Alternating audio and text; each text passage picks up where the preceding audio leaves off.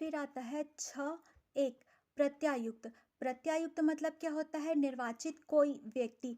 व्यष्टिक समूह है, तो ये व्यष्टिक सदस्यों का समूह है, वो किसी भी सोसाइटी में ना एक साधारण निकाय होगा, तो उस साधारण निकाय में सदस्यों की नियुक्ति होगी। तो साधारण निकाय में सदस्यों की नियुक्ति की जाएगी जो व्यष्टिक समूह का प्रतिनिधित्व करेगा।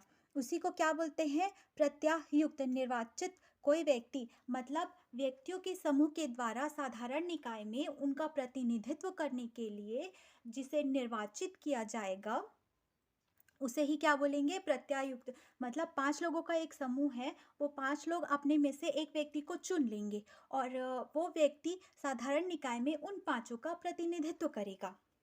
ठीक है? तो उसे ही क्या बोलेंगे? प्रत्यायुक्त। जैसे 5 सोसाइटी है, 5 सोसाइटी कोई भी एक सोसाइटी को चुन लेगी और वो क्या करेगा?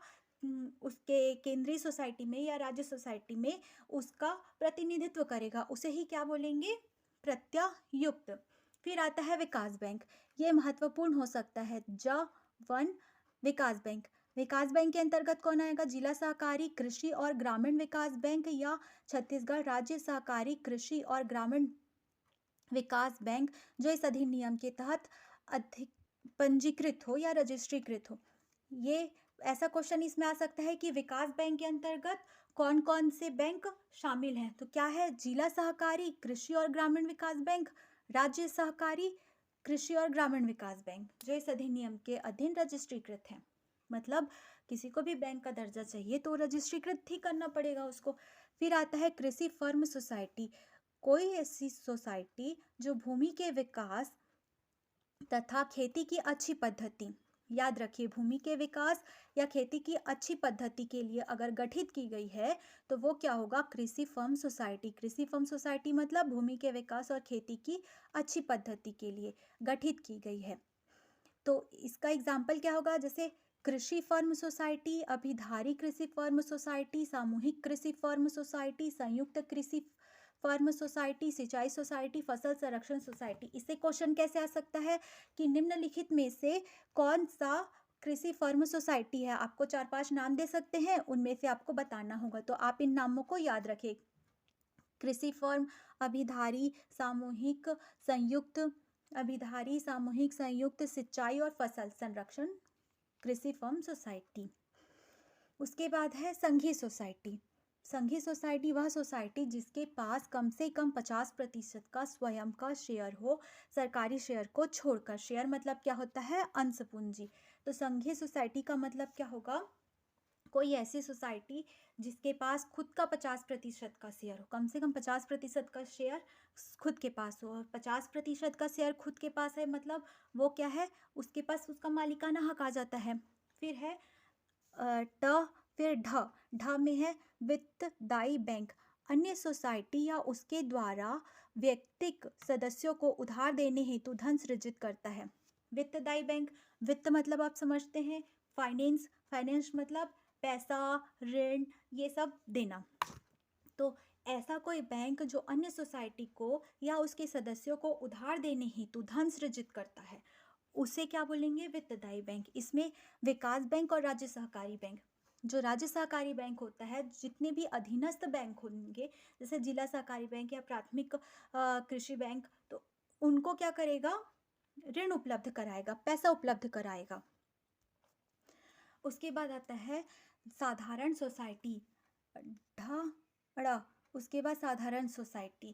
साधारण सोसाइटी क्या है?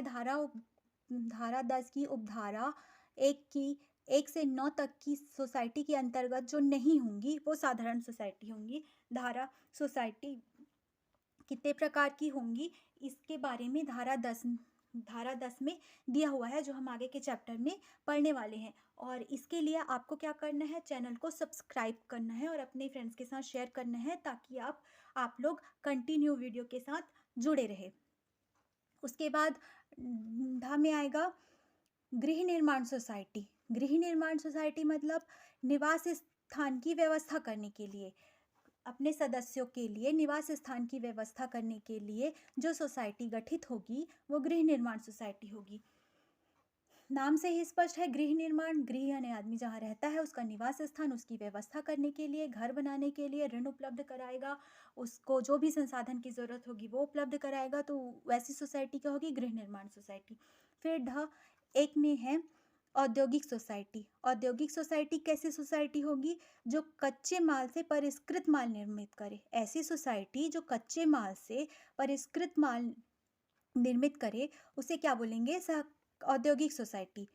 ये कैसी होगी? बुनकर, बढ़ाई, धातुकर, मोची, अन्य ये जो होंगे वो क्या होंगे? औद्योगिक सोसाइटी होंगे। विपणन सोसाइटी कृषि और अन्य उपज का विपणन करती हो।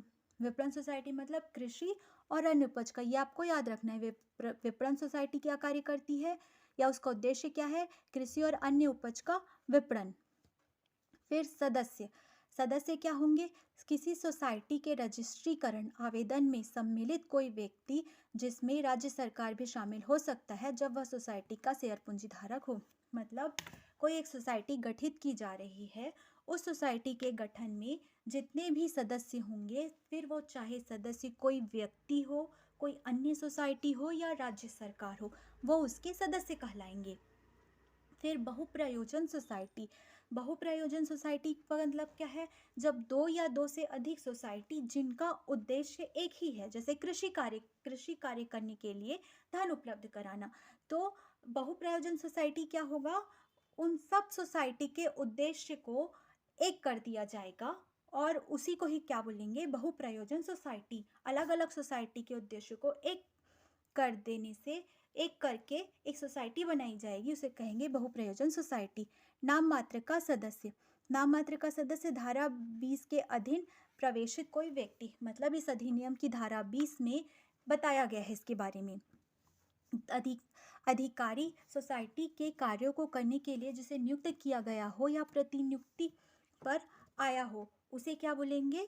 अधिकारी बोलेंगे। और यहाँ 2013 में संशोधन किया गया है।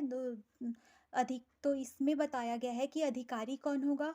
सोसाइटी द्वारा नियुक्त या निर्वाचित कोई व्यक्ति, मतलब अधिकारी कोई भी सोसाइटी अपना किसी व्यक्ति को नियुक्त या निर्वाचित कर सकती है अधिकारी के रूप में।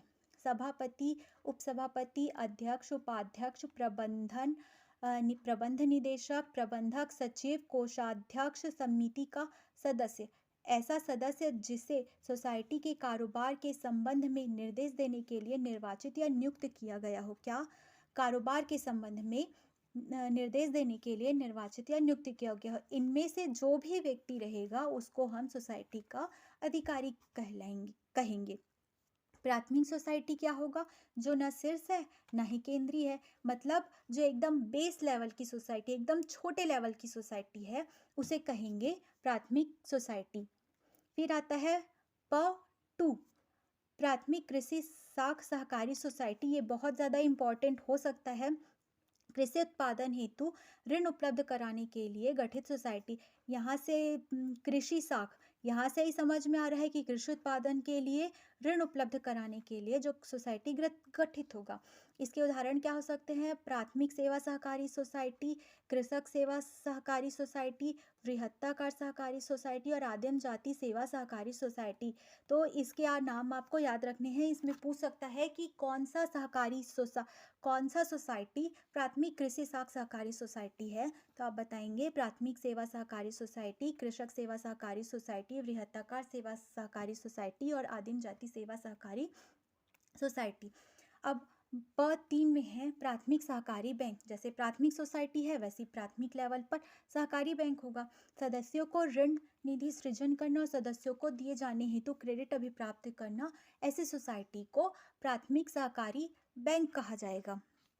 मतलब बैंक का क्या काम होता है? पैसा उपलब्ध कराना। तो ऐसी जो सोसाइटी होगी वो जो पैसा उपलब्ध कराएगी अपने सदस्यों को, उसको बोलेंगे प्राथमिक सहकारी बैंक। और बैंक है मतलब उसको बैंकारी विनियमन अधिनियम 1949 के अधीन अनुमत किए जाने तक बैंकारी कारोबार करने के लिए अनुमत हो RBI द्वारा। इसमें RBI लिखेंगे हम, RBI द्वारा। तो दोस्तों कभी भी जो भी बैंक है ना, उसको बैंकारी विनियमन अधिनियम 1949 के तहत जब वो अधिकृत होगा, पंजीकृत होगा, तभी उसे बैंक कहा जाएगा। या फिर आरबीआई उसको अनुमति दे दे कि ठीक है, जब तक आप रजिस्ट्रीकृत नहीं हुए हो तब तक आप बैंक का कारोबार कर सकते हैं, तब उसे क्या कहा जाएगा? बैंक कहा जाएगा। तो प्राथमिक स्तर पर रहेगा तो प्राथमिक सहकारी बैंक, जिला स्तर पर रहेगा तो केंद्रीय सहकारी बैंक, और राज्य स्तर पर रहेगा तो राज्य सहकारी बैंक कहा जाएगा।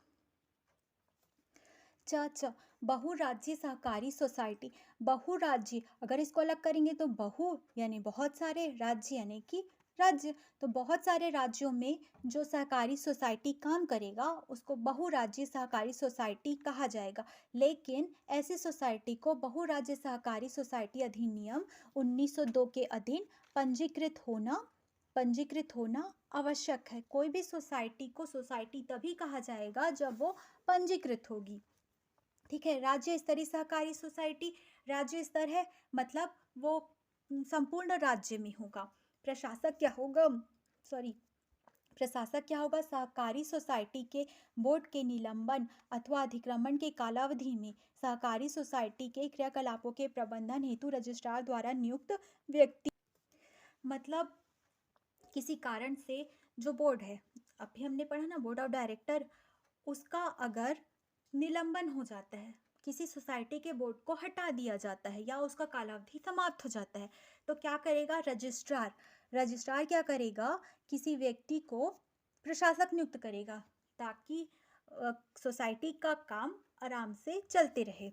फिर कार्यकारी संचालक, बोर्ड के निर्वाचन और सहयोजित संचालक को छोड़कर ऐसे संचालक जो संचालक मंडल का प्रतिनिधित्व करते हैं, जैसे प्रबंध संचालक, अतिरिक्त प्रबंध संचालक, संचालक वित्त, संचालक विपणन और अन्य कार्यकारी अधिकारी, इनको क्या बोला जाएगा? कार्यकारी संचालक कहा जाएगा।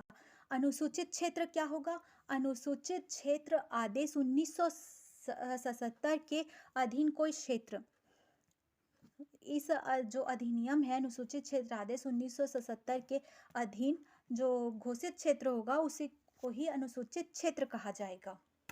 अनुसूचित जाति और जनजाति कौन होंगे? संविधान में जिसे अनुसूचित जाति और जनजाति कहा गया है, वही जो है वो यहाँ भी अनुसूचित जाति और जनजाति। तो दोस्तों इस तरह से अध्याय 1 धारा 1 संक्षिप्त नाम एवं विस्तार और धारा 2 परिभाषाएं समाप्त होता है। आई होप आपको समझ में आया हो। अब डेली रिवीजन के लिए वीडियो पोस्ट होगा, तो आप क्या करेंगे? चैनल को सब्सक्राइब करेंगे और अपने फ्रेंड्स के साथ भी शेयर करें। ये बहुत ही इजी वे में मैंने लिखा है, इसको आप लोगों के लिए नोट्स बनाया है। आई होप आपको पसंद आया होगा। अब जो अध्याय 2 है रजिस्ट्रीकरण एवं पंजीकरण, जिसमें धारा 3 से 18 तक दिया हुआ है, जो कि एक बहुत ही इम्पॉर्टेंट चैप्टर है, तो उसके लिए कल मैं वो वीडियो पोस्ट करूँगी। तो आप क्या करेंगे? चैनल को सब्सक्राइब कर लीजिए। Thank you. Visit again.